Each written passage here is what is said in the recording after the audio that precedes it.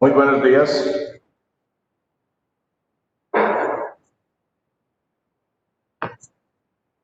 Buenos días, doctor. Buenos días, doctor.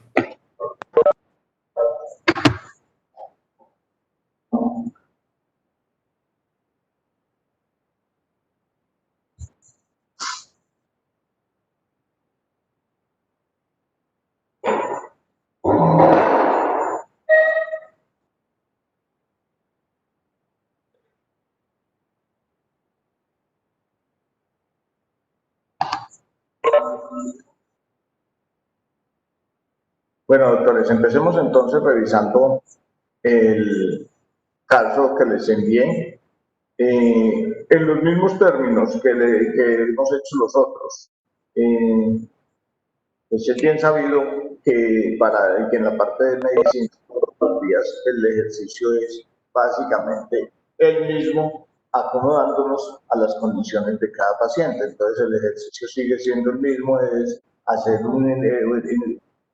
es encontrar un paciente, hacerle una identificación, luego un interrogatorio adecuado, un examen físico y llegar a una aproximación diagnóstica para poder darle un tratamiento adecuado.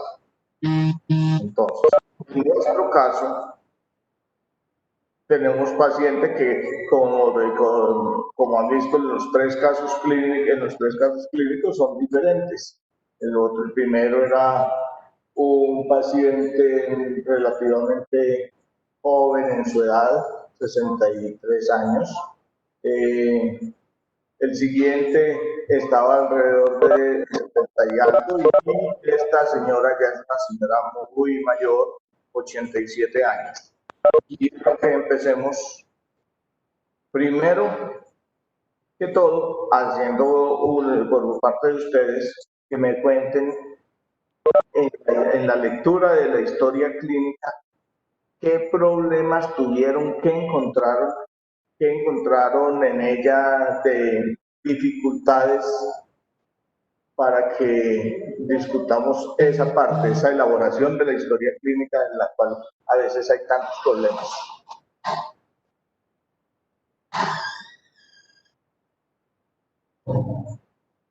Bien, pueden.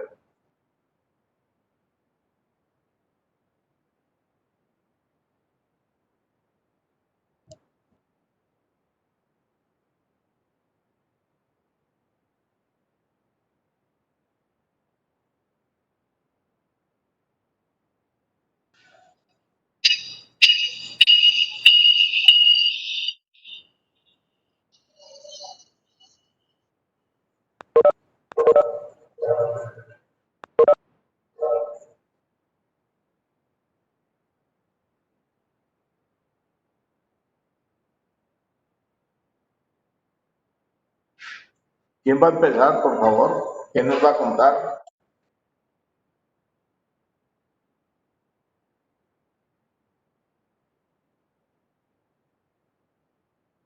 Doctor, ¿podría repetir lo que preguntó? Es que se me cortó el audio.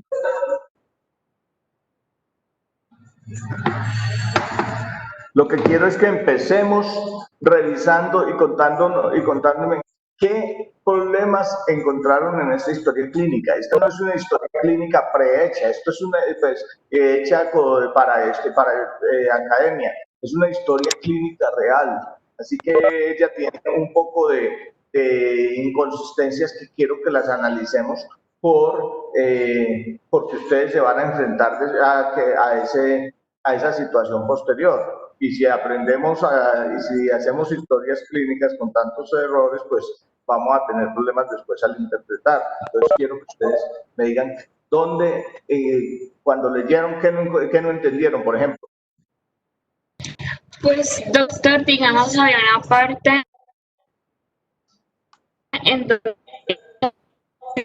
respiratorios, pero en ningún lado pues le preguntaron sobre la tos o refirieron la tos, o si tenía tos o si no tenía tos, y si la tos era con expectoración o sin expectoración. Esa parte pues para el diagnóstico faltó, la verdad. Estamos de acuerdo.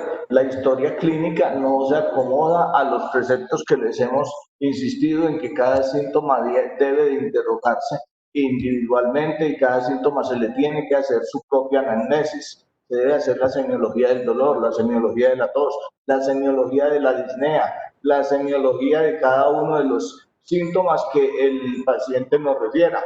¿Qué más encontraron ahí en la historia clínica?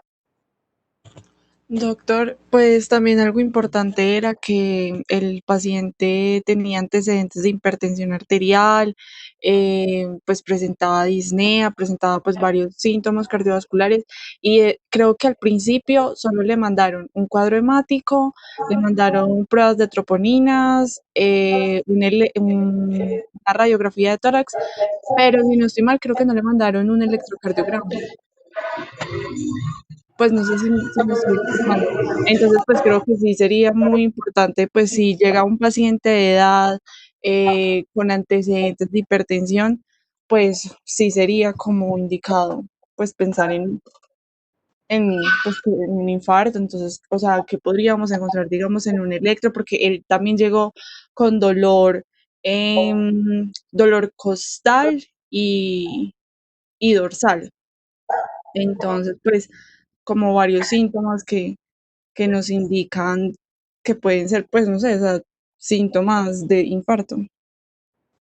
Y, y ya, pues, me pareció que era una historia clínica donde había mala información, también porque pues decía que la acompañante era la nieta, entonces que no, que era pues que daba mala información, decía que como antecedentes no sabía si era cáncer de riñón o de pulmón, creo.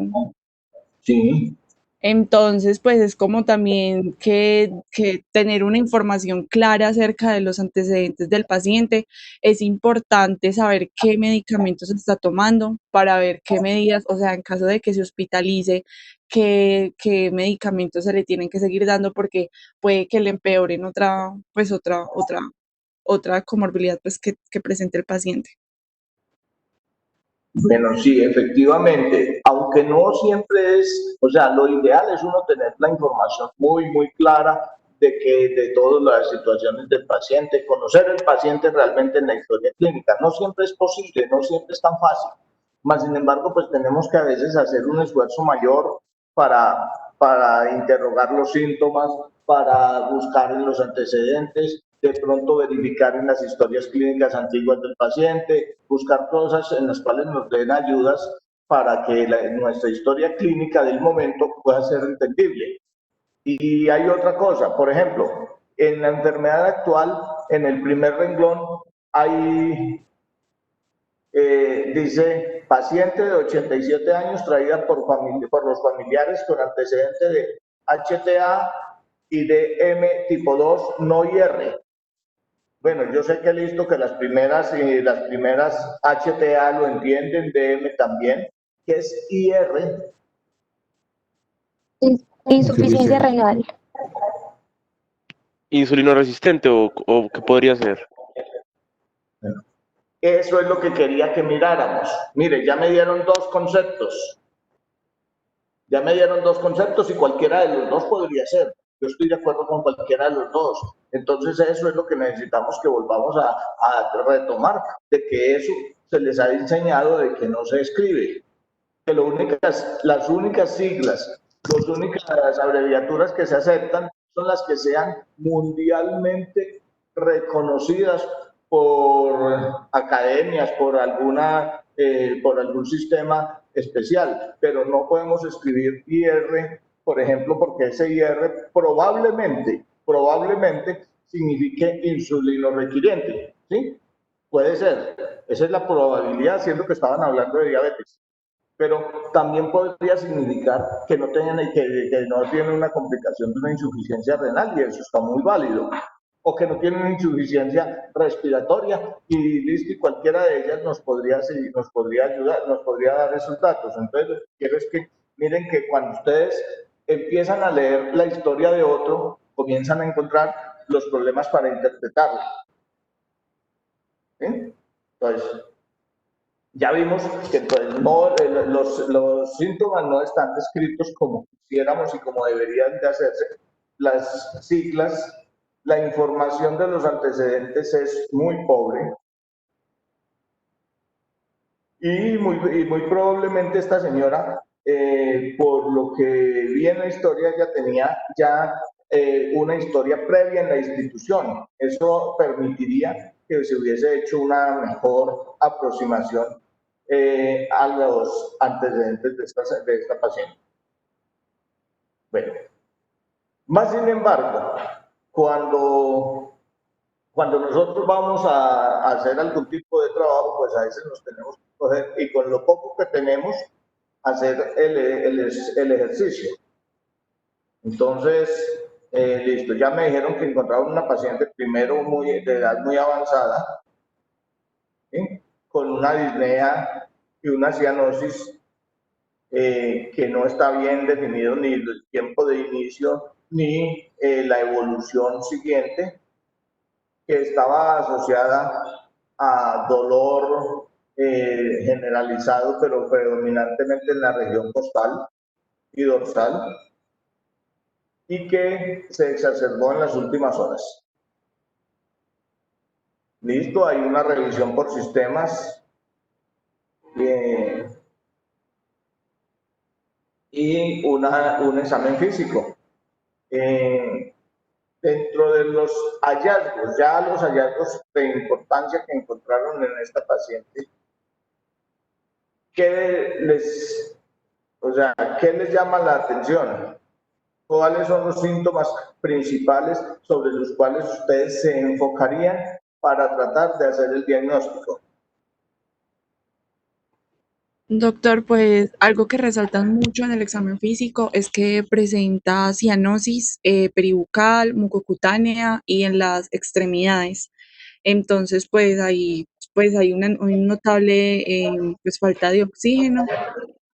También dice que hace uso de los músculos accesorios, pues tenemos problemas respiratorios, presenta también campos pulmonares con murmullo vesicular disminuido, también presenta crépitos y roncos bilaterales y está deshidratado. Entonces, pues esos son como, bueno, y también está desorientado. Entonces, esos son como pues, lo que yo más resalto del examen.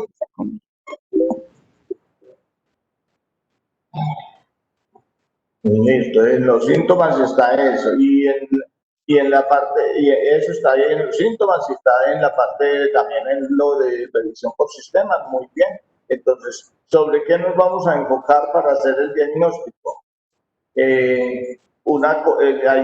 Casi todos los síntomas se podrían ir resumiendo a que efectivamente el paciente puede tener un problema de dos órganos.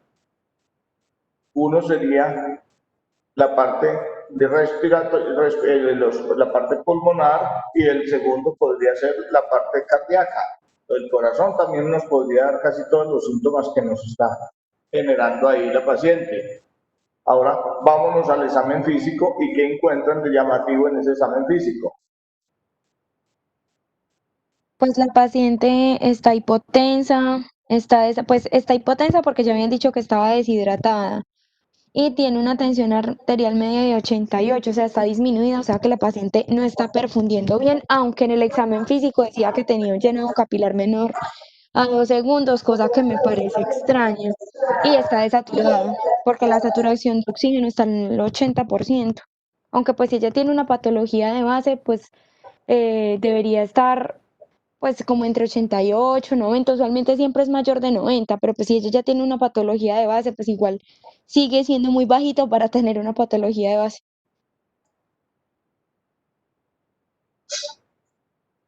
Bueno, a ver, sí, efectivamente, si uno mira correlaciona el examen físico con el interrogatorio, pues daría la impresión de que hay cosas que no concuerdan. Por ejemplo, que tenga una presión arterial básicamente normal, 115/74, es una presión normal, que no pues, que una paciente que es hipertensa, que está en tratamiento con antihipertensivos, probablemente podría estar en esos límites sin ninguna complicación, sin ningún problema. Pero tengo una paciente que después, que en el resto del examen me la describen como como en muy regulares condiciones, pero que tiene una frecuencia respiratoria cercana a la normalidad, una cardíaca tampoco muy alterada y sí está muy desaturada. Entonces, esos son aspectos pues como para que analicemos si efectivamente en la historia si uno puede correlacionar el examen físico con el interrogatorio o la paciente estaba en el examen físico mejor que lo que decía sentirse. Que eso también pasa, a veces llega el paciente y se le queja a uno completamente de todo.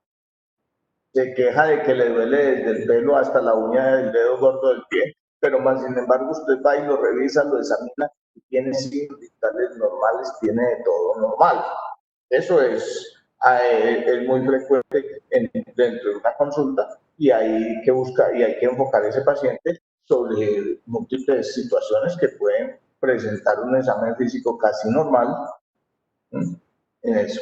Bueno, entonces, digamos que en los signos vitales pues teníamos algunas diferencias ahí, pero más sin embargo, en el resto del examen me sigue hablando de que la paciente tenía cianosis peribucal, por allá me dice que también tenía cianosis distal, ¿sí? Y en la parte dice en cuello.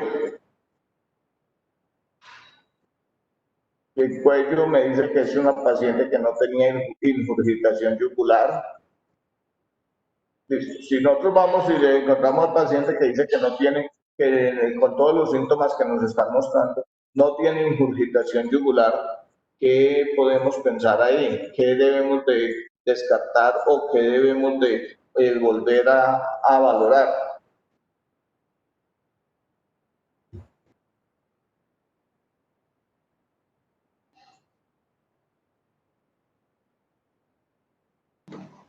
Pues que la paciente pueda tener una insuficiencia cardíaca derecha que pueda llevar a ese aumento en la presión de las venas cavas, que se pueda dar por una hipertensión pulmonar, por ejemplo. No, bueno, eso que usted acaba de decir es cierto cuando tiene ingurgitación yugular. Entonces, en el caso en que estábamos hablando ahí de que la paciente no tiene ingurgitación yugular con todos esos síntomas, pero arriba nos dice una palabra clave. O sea, con eso que nos dicen ahí no podemos descartar lo de la insuficiencia cardíaca, porque pues sí es un signo cardinal importante en la insuficiencia cardíaca, pero arriba nos dice por allá de que la paciente estaba deshidratada. Si la paciente está deshidratada, esa paciente no nos va a hacer ingurgitación yugular. Pero adicional, si la paciente está deshidratada, espera uno, como les comentaba, esperaría una paciente uno con una presión arterial más baja, una frecuencia cardíaca mayor y probablemente una frecuencia respiratoria mayor. Bueno, en el examen del tórax, ¿qué nos dice del examen del tórax? Pues léanlo ahí y cuéntenme en qué nos está diciendo semiológicamente ese examen del tórax.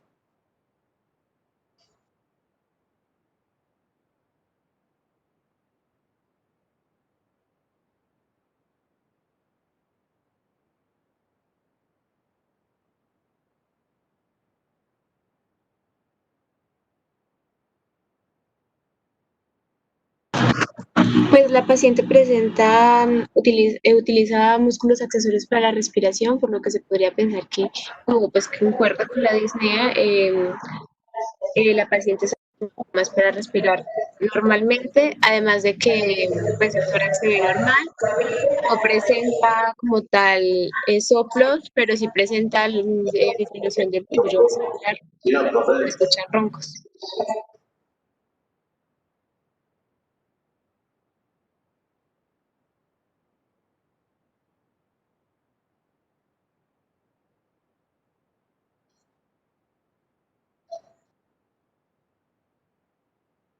Ah, listo. Ah, bueno, pues está bien. Sí. Bueno, listo. Bueno, sí, efectivamente, entonces tengo un paciente que cuando me le escriben el tórax, entonces es un paciente con gran compromiso pulmonar porque me está diciendo que está, básicamente tiene algunos signos de dificultad respiratoria importante, tirajes intercostales, supraclaviculares, roncos, crépitos, entonces el murmullo vesicular disminuido, pero si yo describo murmullo vesicular disminuido, ¿qué debo de decir, por ejemplo? Porque aquí me dicen campos pulmonares con murmullo vesicular disminuido. En las personas mayores, en las personas ancianas, el murmullo vesicular puede estar disminuido ya por múltiples circunstancias. ¿Sí? Pues múltiples circunstancias como la disminución de la expansibilidad del pulmonar, como la disminución de la elasticidad de la caja torácica. Entonces, en eso y luego me dicen, se auscultan crépitos y roncos bilaterales. Pues los crépitos y roncos bilaterales, si los hablamos a nivel, así en esa forma nos lo dejan como si estuvieran generalizados. Más sin embargo, si vamos adelante con las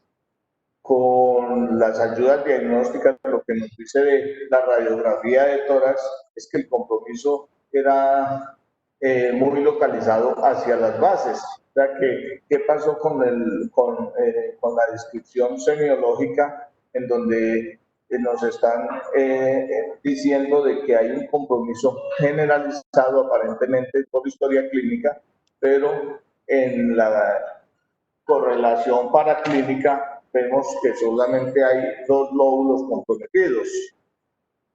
Entonces,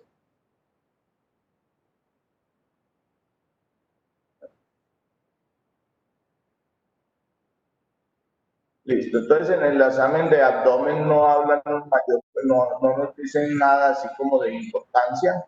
En el examen de extremidades nos habla de que hay presencia de cianosis distal, nos dice que la movilidad es completamente normal y que el llenado capilar es normal, lo cual es incompatible con el hecho de que haya una cianosis distal. O sea, si hay una cianosis distal, ese paciente no puede tener un llenado capilar de menos de 2 segundos.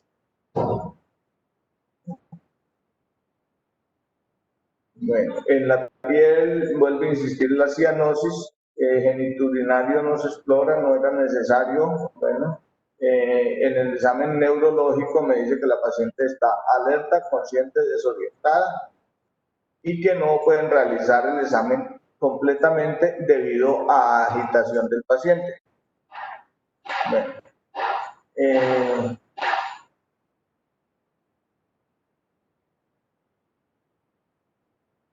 entonces, con esos hallazgos, con esa historia clínica inicial que ustedes tienen, aquí el médico hizo juiciosamente algo que se les recomienda que siempre hagan, que no nos aparece en todos los libros, pero que sí uno lo recomienda, y es que retomen toda la historia clínica, lo positivo del paciente, y hagan una síntesis para trabajar. Entonces, aquí el médico escribe: paciente de 87 años, traída por la nieta, con cuadro de dificultad respiratoria, antecedentes poco claros debido a mala información aportada al examen físico, paciente con uso de músculos accesorios, estable hemodinámicamente, ruidos pulmonares con presencia de estertores y bronquitis bilaterales, cianosis peribucal, por lo que se inicia aporte de oxígeno con máscara de no reinhalación,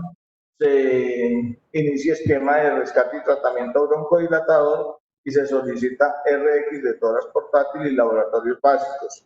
Se brinda protocolo de información médica y listo, y pues ya otras condiciones como es la información, el derecho y el deber de información que debe quedar registrado y que se ejecutó en una historia clínica para efectos de calidad, de monitorización de su actividad. Entonces siempre se pide que se deje informar, se deje en la historia de que las personas recibieron información, a quién se la dimos. En el caso aquí está diciendo que le dio la información a la nieta. Eso es importantísimo que siga quedando así por escrito. Bueno, entonces le pidieron unos exámenes y veamos los reportes que están aquí más abajo. En los reportes de laboratorio nos dice que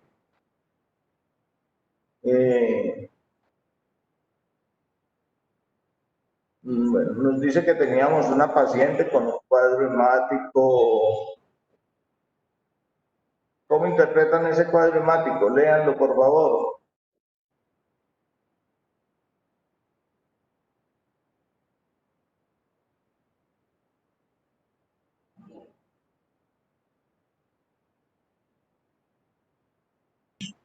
Doctor, pues en el cuadro hemático la hemoglobina estaba en 14, pues está normal, el hematocrito en 45,8, pues está como un poquito ligeramente aumentado, pero están también los leucocitos que están dentro del rango normal, los neutrófilos están en 75 y pues lo normal es que estén entre 40 y 60, entonces están pues un poco aumentados, y los linfocitos y las plaquetas también están normales. Sí, o sea, bueno, entonces tenemos un cuadro hemático en el cual no se ve una alteración no nos muestra una alteración de importancia para el compromiso general de la paciente, con una hemoglobina en 14, pues que en una persona de 87 años uno podría considerar que está un poquito alta, porque normalmente estas personas ya tienen algunos trastornos en la absorción de hierro, en la alimentación, ¿sí? Entonces, persona de esta edad, pues uno esperaría que tuviera una hemoglobina un poco más baja, más sin embargo hay dos circunstancias que incrementan la hemoglobina en las personas mayores. Una es en el caso de esta paciente la deshidratación, porque nos mostraría una hemoconcentración, y la segunda son los problemas respiratorios. Los problemas respiratorios que ya habíamos hablado de que nos incrementan la hemoglobina porque como mecanismo compensatorio para mejorar la oxigenación. Entonces, ese es el detalle del cuadro hemático. Llamativo en el cuadro hemático de que haya tan poca respuesta inflamatoria, que los leucocitos estén en un parámetro tan normal en una paciente que está con un compromiso aparentemente importante de su estado general. Entonces, esos 6.250 leucocitos son un valor relativamente muy bajo para lo que uno espera en el paciente. Bueno, sigamos con los laboratorios. ¿Qué opinan de esa troponina? Doctor, pues la troponina está elevada y eso indica pues un daño cardíaco. Sí, la troponina está elevada, nos puede, la troponina es uno de los marcadores que se eleva por lesión a nivel del músculo, principalmente del músculo cardíaco. Pero hay otras causas que eleven la troponina, Sí, sí, señor, hay más causas. ¿como cuáles?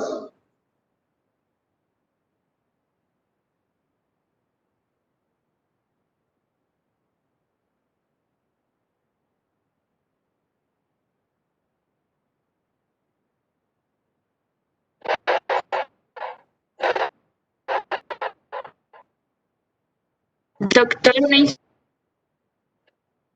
insuficiencia.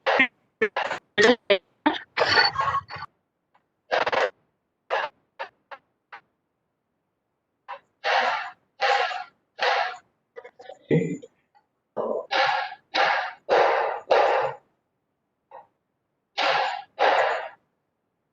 Sí, doctor, puede ser por una insuficiencia renal Pues, crónica. sí, efectivamente, la insuficiencia renal, o sea, la lesión renal nos puede elevar la troponina. ¿Qué más? Por una sepsis, por un tromboembolismo pulmonar. Sí, exactamente. Listo. Todas esas patologías, esos datos que nos acaban de dar, son ciertos. Y en la paciente, como nos la estaban, ahorita vamos a ver de que tenía de todo lo que ustedes nos acaban de notar. O sea, ella tenía ya daño renal, ¿sí? Según el dato que tenemos ahí. Entonces, sigamos con esto, porque pues, sigamos pues, revisando. Entonces, tenemos la troponina que nos indica probablemente que la paciente tenía un infarto, ¿sí? Pero también hay otros factores que podían hacer que se incrementara esa troponina, como la lesión renal que ella ya tenía, ¿sí?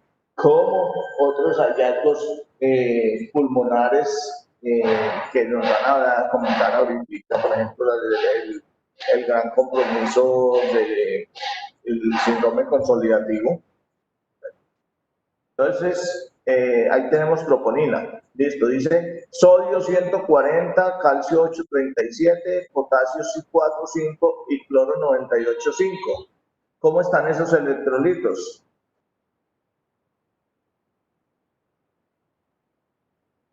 Doctor, el calcio está aumentado.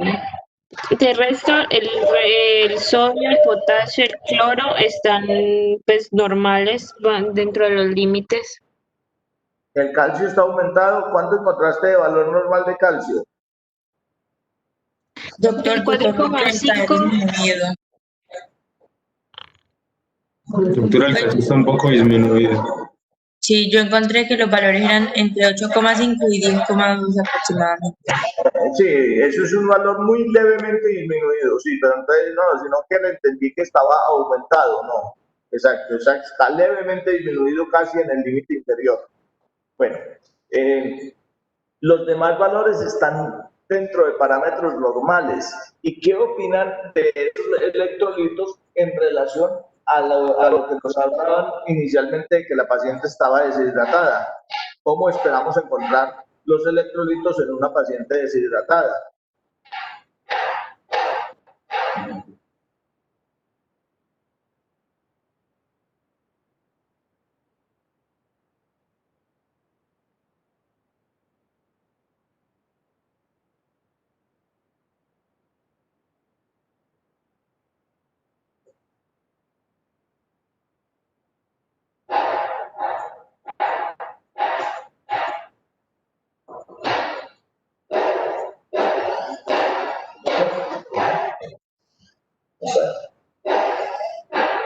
Bueno, entonces efectivamente los electrolitos en un paciente deshidratado, pues esperaríamos que estuvieran por debajo de sus valores normales.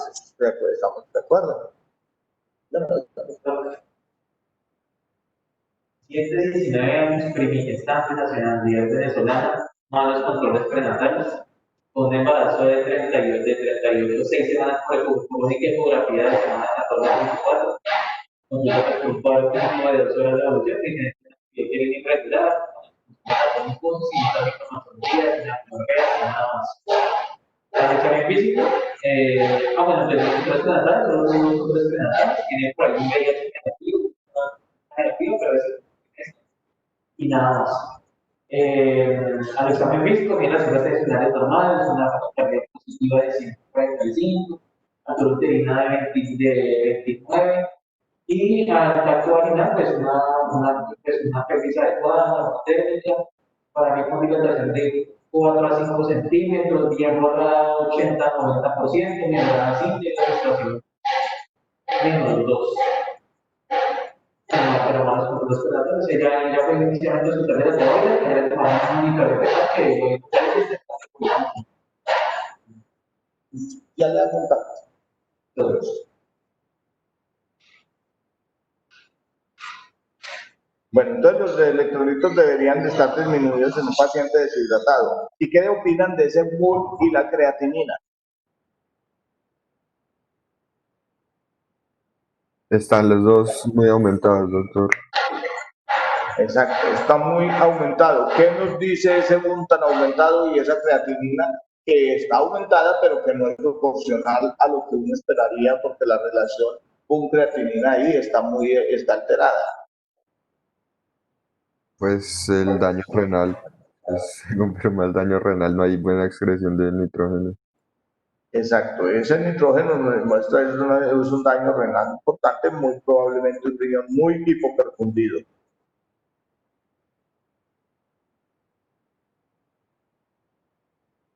Listo, y después nos dice que los gases arteriales tienen un pH de 7,42 con una presión arterial de CO2 de 38, una presión arterial de oxígeno de 92, un lactato de 4,4, un bicarbonato de 25,4 y una PAPI de 163. Listo. ¿Qué interpretación, qué le encontramos a ese? Doctor, el lactato no estaría muy elevado. Yo tenía entendido que ya un lactato de 4,4 ya es como bastante rico de mortalidad, si no estoy mal. Y el PAFI también está muy disminuido.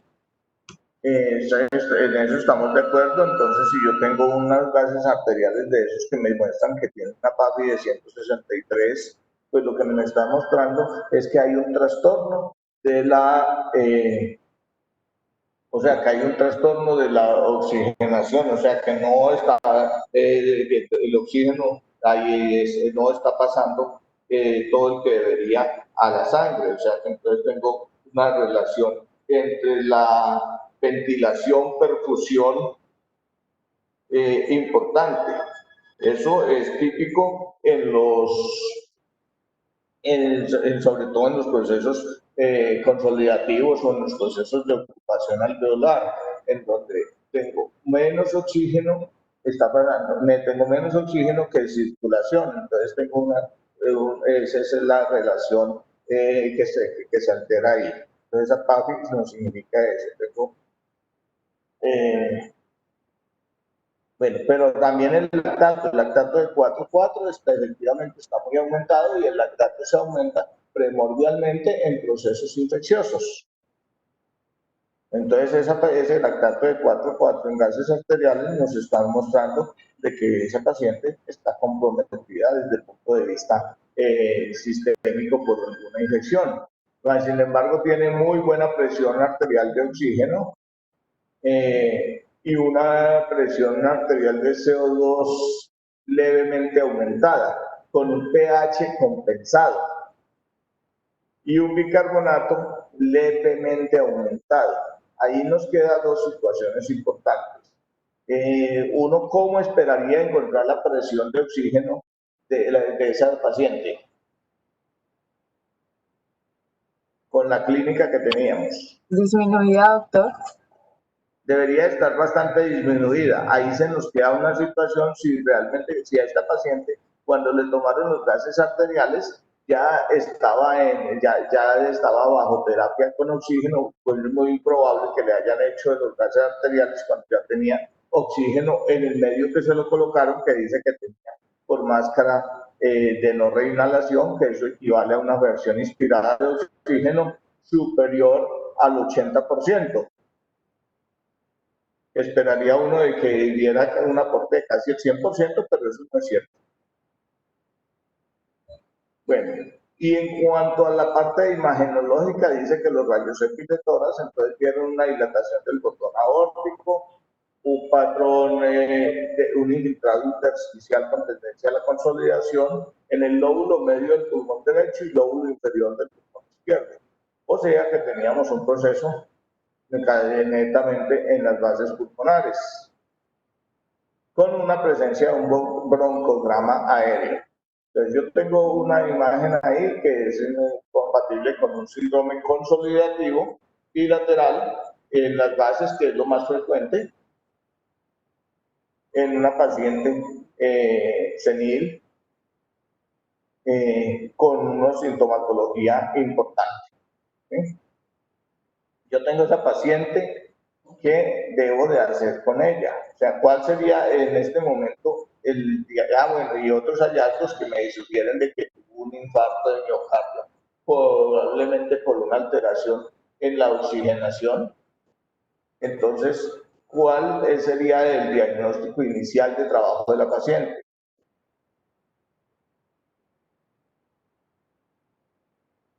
Bueno, piensen y denme 2 minuticos, yo le hago un tacto a una paciente, ya ven.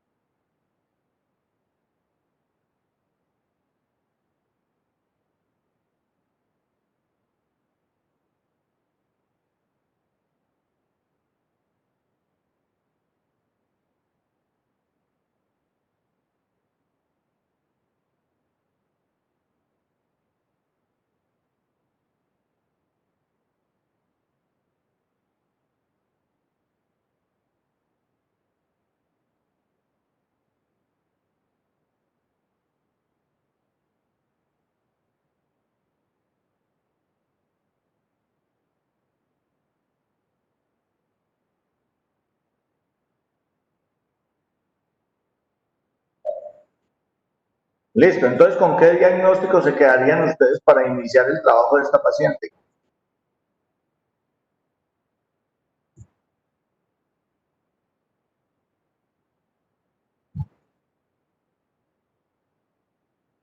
Con una neumonía, doctor. Listo, primer diagnóstico, una neumonía basal bilateral, listo. ¿Qué más? Pues doctor, ahora con lo del COVID, puede un COVID, pues de pronto, igual la paciente no presenta como síntomas así, o sea, tiene síntomas muy inespecíficos. Sí, más sin embargo, en un paciente con con compromiso pulmonar y bilateral, pues es paciente que la placa no es la típica placa de una paciente con COVID, porque el compromiso es más difuso, no está tan localizado en el COVID, pero sin embargo no lo descarta, ¿sí? Entonces, este paciente en este momento con compromiso respiratorio, aunque tenga factores de riesgo, como en el caso de la señora de su edad, de su diabetes, pues hay que estudiarle y para que hagan otra, pues ella tiene factores de riesgo para hacer cualquier otro tipo de patología, pero esa también es importante teniendo en cuenta de que el COVID le aumentaría, sería un factor pues tiene unos factores de riesgo para que si desarrolla COVID tenga una mayor mortalidad. Bueno, entonces sí, el COVID. ¿Qué más tenía de diagnósticos? Porque en el paciente que nosotros recibimos habitualmente no es el paciente que tenga una sola cosa. Y casi nunca van a encontrar ustedes un paciente que tenga solamente una cosa, excepto pacientes a veces muy jóvenes que hicieron una neumonía por alguna situación especial, pero casi siempre, si encontramos un paciente con neumonía y nos vamos a hacer el resto del estudio, encontramos múltiples causas, múltiples comorbilidades adicionales, como en el caso de la señora. Entonces tengo diagnósticos, neumonía. Doctor, ¿no podría decir que también la señora tiene una insuficiencia renal Sí, señor, estamos concomitante? Tiene una insuficiencia renal. La clasificación de la insuficiencia renal, por allá es una clasificación de Akin, una insuficiencia renal aguda. La clasificación de Akin, ella tenía una lesión renal, una clasificación, creo que ella le 2 en ella. Bueno, ¿qué más tenemos? Bueno, pues el infarto agudo al miocardio también. Exacto, tengo un infarto de agudo de miocardio. En la clasificación etiológica del infarto agudo de miocardio sería 2, ¿sí? En donde la clasificación 1 es en donde se clasifica hasta 5 y dice que el 1 es por desprendimiento de una placa ateromatosa, el 2 por una desbalance en el aporte y consumo de oxígeno, el 3 cuando hay síntomas isquémicos claros, pero no se había documentado todavía, ni en la parte enzimática, ni en la parte de coronariografía. Y el 4 y 5 asociado a procedimientos. O sea, el 4 cuando nos hace el infarto durante una intervención coronaria percutánea, el 5 que nos haga el evento asociado a una intervención quirúrgica mayor a nivel del corazón, como puede ser un bypass, como puede ser otro tipo de un reemplazo valvular, en fin, otro tipo de cirugía que estemos haciendo ahí a ese nivel. Entonces, eso es una clasificación que va hasta 5. En el caso de ella, es claro de que ella lo que hizo fue un desbalance en en el aporte y la demanda de oxígeno, por lo tanto se quedaría clasificado como un tipo 2. ¿Listo? ¿Qué más de diagnósticos? Pues doctor, no sé, pues sin tener en cuenta como la placa de tórax por el patrón consolidativo, un tromboembolismo pulmonar. Bueno, el patrón del tromboembolismo pulmonar no es habitualmente consolidativo. Los patrones, cuando se logra ver algo en una placa de tórax, en un tromboembolismo, que muy pocas veces los tromboembolismos no dan muchas situaciones, no hay muchos hallazgos radiológicos, sino que ya los hallazgos tienen que ser mediante otros estudios en donde se verifique más la parte vascular, como un angiotac, como una gamografía de ventilación perfusión. O sea, lo que necesitamos ahí, entonces la placa de tórax no nos da unos hallazgos muy importantes. Algunos casos como podrían mostrar como más bien una especie de atrapamiento aéreo, porque lo que no hay ahí es difusión, o sea, el pulmón se llena de aire, pero no hay para dónde y no se está realizando el intercambio en el caso de tromboembolismos pulmonares grandes. Entonces esa placa no es muy llamativa esa, pero sí hay dos diagnósticos adicionales, o tres, incluso más. Uno es la diabetes mellitus, ¿sí? Lo otro es que ya tendríamos que considerar con los hallazgos que tenemos un lactato elevado, una falla renal, un hallazgo de un síndrome consolidativo, de que tiene probablemente una sepsis de origen pulmonar. ¿Sí? Y el siguiente, pues ella estaba deshidratada, que eso es un diagnóstico secundario, tenía un antecedente de una hipertensión que también es del diagnóstico. Entonces, en términos generales, lo que podemos ver es que en un paciente de estos de la vida real, cuando lo examinamos, encontramos que los diagnósticos son múltiples, habitualmente. ¿Listo? Manejo que le dieron no es, pues, algo que en lo que estemos trabajándole mucho, pero pues ahí hay algunos aspectos del manejo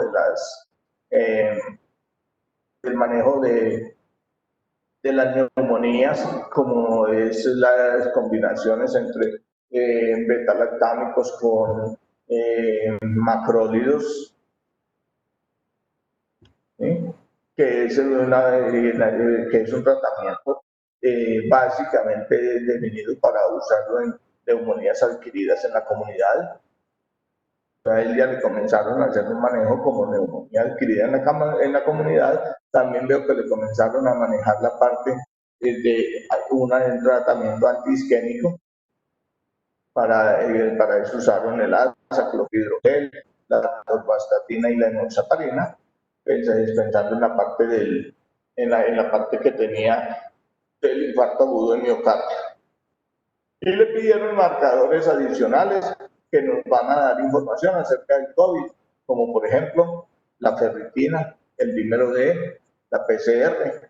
Esos sabemos que se van a elevar en una forma muy importante en el caso de que la paciente llegara a tener COVID. ¿Qué más teníamos de importancia en esta paciente?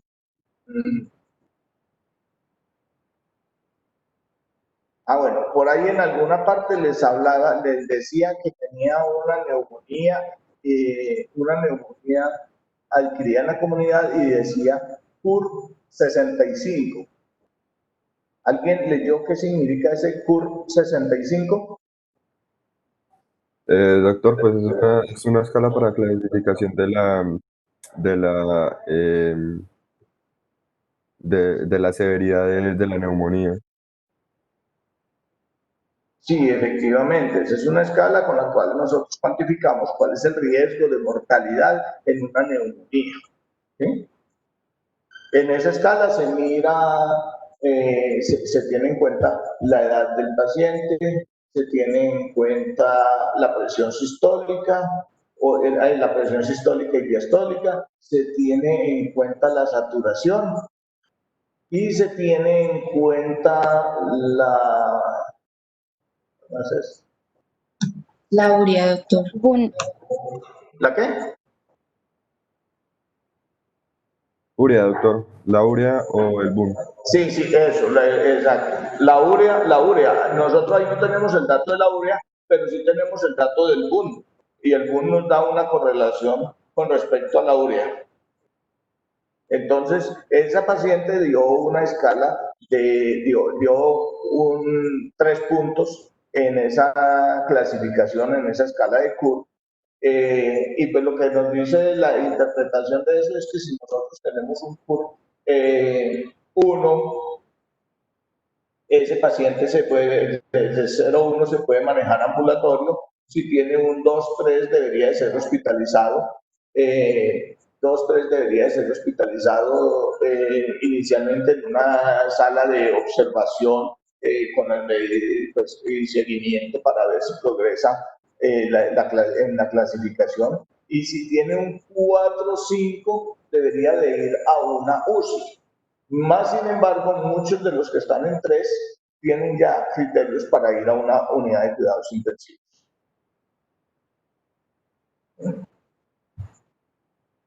Bueno, ¿qué más teníamos con el caso? Yo creo que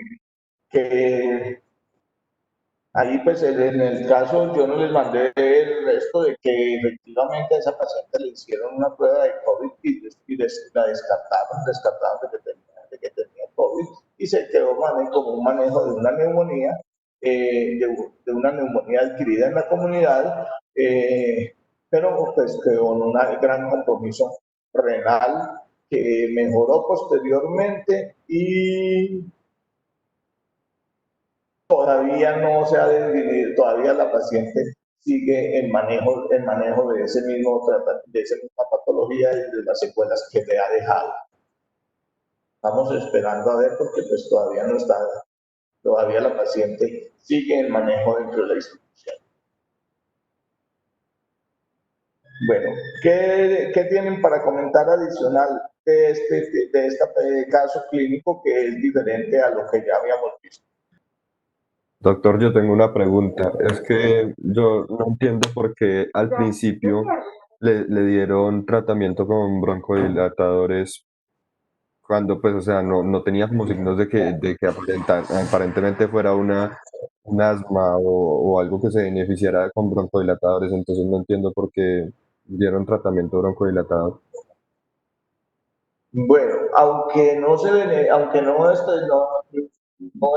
el signo cardinal de un síndrome obstructivo pulmonar, pero los pacientes con neumonías todos reciben también broncodilatadores porque pues, lo que tenemos es menor cantidad de parénquima pulmonar funcionando, entonces la idea es también tratar de llevarle a esa zona la mayor cantidad de oxígeno para que supla el área comprometida. No es la base del tratamiento, es un coadyuvante. Todos los pacientes con neumonías, sobre todo si comprometen una parte importante del parénquima pulmonar, se les coloca broncodilatador como en la coadyuvancia. Doctor, Dígame. ¿y ese sulfato de magnesio en qué me ayudaría para esa broncodilatación y aumento de la aireación? El sulfato de magnesio ayuda en la relajación del músculo liso. Entonces hace que esos bronquios haya menos broncoespasmo.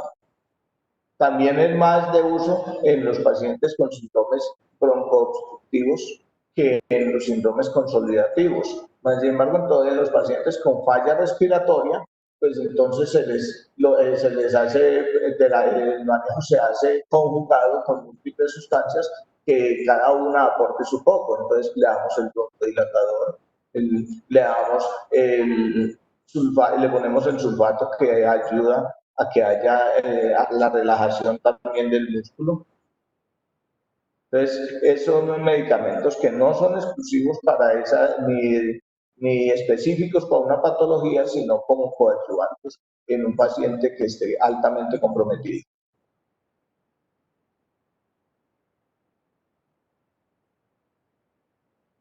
¿Listo? ¿Algo más? ¿Alguna otra observación?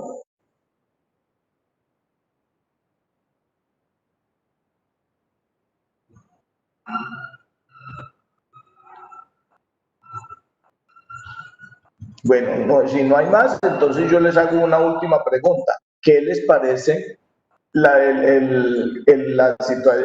que es el cambio en esto, entre ver un paciente ya armado para una revista o para algo y ver un paciente y leer la historia de un paciente real al que no le hice cambios para nada en su historia clínica? ¿En dónde obtienen mayor ventaja?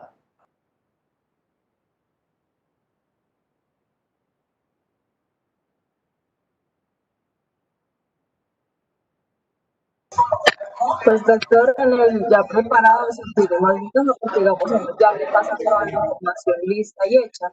mientras que acá es más como una experiencia de lo que pasa ya directamente, como verlo de una. Entonces, pues digamos, a nosotros para aprender nos sirve mucho los que son así no preparados porque pues tenemos que ser más críticos, por así decirlo. Aunque pues digamos el paciente preparado, pues digamos uno ya tiene todo listo, ya solo decir, si tiene esto, es esto y ya, pero por ejemplo en estos pues había muchas cosas que nos confundían. Bueno, o sea que esto se les acerca más a la práctica que ustedes llegan y hacen cuando van al hospital. ¿Sí? Este que no estaba preparado para nada, simplemente lo coge así. Bueno, entonces, bueno, yo creo que en el transcurso, mientras nos autorizan ir ir a hacer las prácticas en vivo, pues esperamos que yo es lo que esperaba, era mostrarles tres situaciones diferentes. Si esta se les acerca más a la práctica, pues yo creería que podríamos retomarla y enviarles ocasionalmente pues, dentro de mis clases, les enviaré algún tema, algún paciente que no esté preparado de acuerdo a la patología que estemos viendo. Entonces, en el otro bloque les estaré enviando algún tema el paciente no preparado de una situación asociada realmente de cardiología.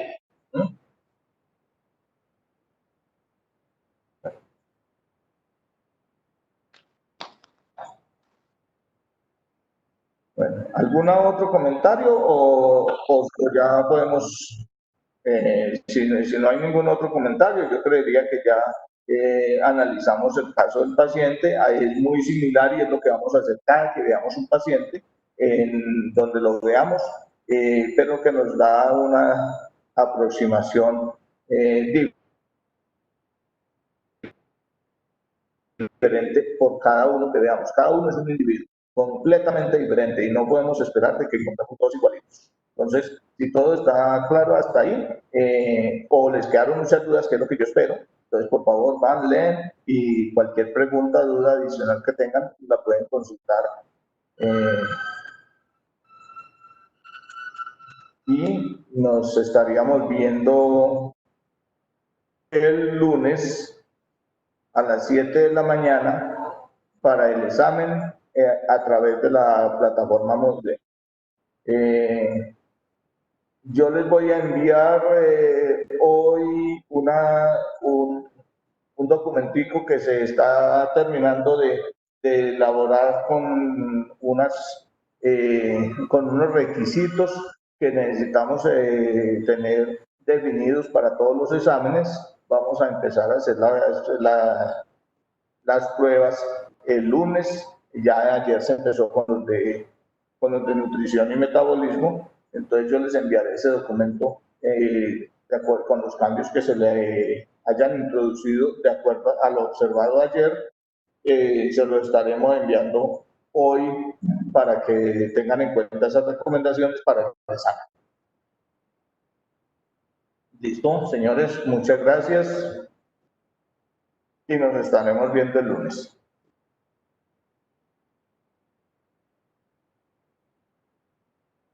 Gracias, doctora. Gracias, doctor.